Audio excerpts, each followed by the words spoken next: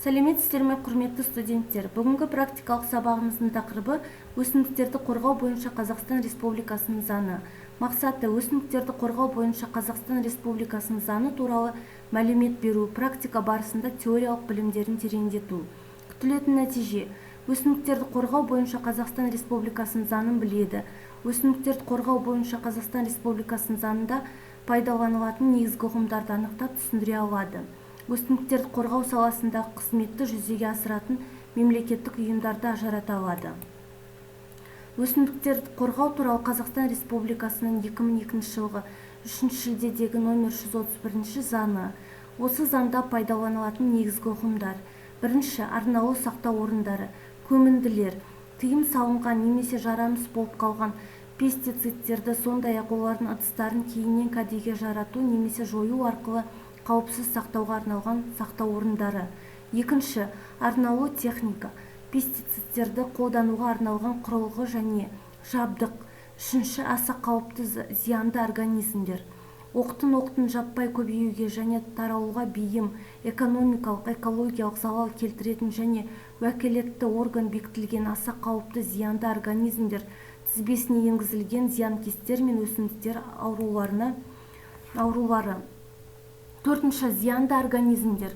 Топыраққа, өсімдікке және ауыл шаруашылық өніміне теріс әсер ететін зиянкестер, арамшөптер және өсімдіктердің аурулары. Бесінші, пестицидтер.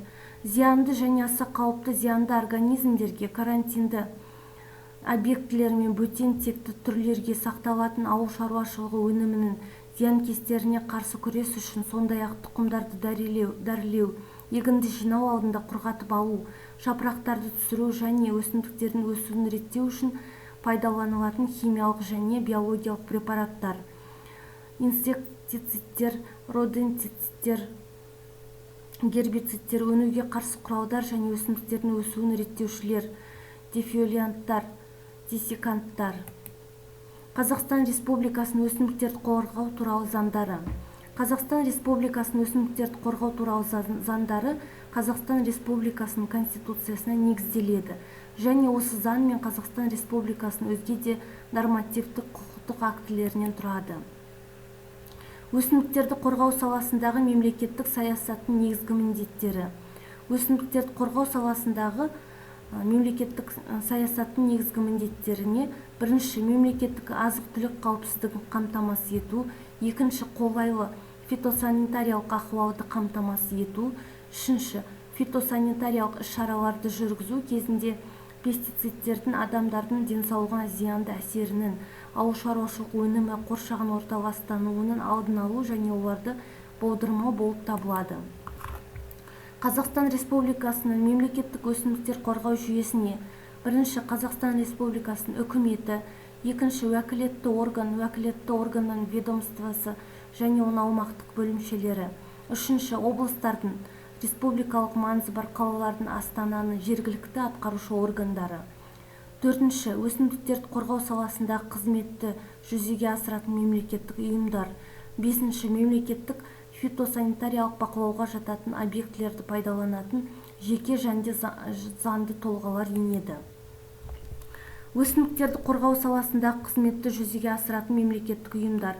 Бірінші, өсімдіктерді қорғау саласындағы қызметті жүзеге асыратын мемлекеттік ұйымдарды Қазақстан Республикасының үкіметі мынандай қызмет түрлерін орындау мақсатында құрады. Бірінші, зиянды және аса қауіпті зиянды организмдер қоныстанған орындарды анықтау бойынша фитосанитариялық мониторинг жүргізу. Екінші, зиянды және аса қауіпті зиянды организмдер таралуының фитосанитариялық болжамын жасау және уәкілетті органның ведомствосына беру. Үшінші, тіркеуге ұсынылатын пестицидтерді өндірістік жағдайларда байқаудан өткізу үшін оларды тіркеу сынақтарынан өткізу. Төртінші, ауыл шаруашылығы өнімін пестицидтердің қалдық мөлшерінің бар жоғы тұрғысынан талдау және сараптама жасау. Практика бойынша жұмыстың орындалу реті: бірінші, практика материалын жазу. Екінші, бекіту сұрақтарына жауап беру. Үшінші, практика бойынша орындалған тапсырманы оқытушыға тексеруге жіберу. Бекіту сұрақтары: бірінші, өсімдіктерді қорғау туралы Қазақстан Республикасының заңы қашан қабылданды? Екінші, осы заңда пайдаланатын негізгі ұғымдар.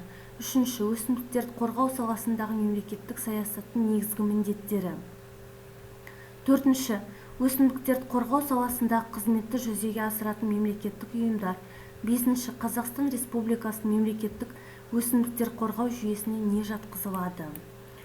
Орындалған тапсырмалар келесі бағалау критерийлері бойынша бағаланады. Сіздерден тапсырмаларды Платонус платформасына жіберулеріңізді сұраймыз. Назарларыңызға рахмет. Осымен біздің сабағымыз аяқталды.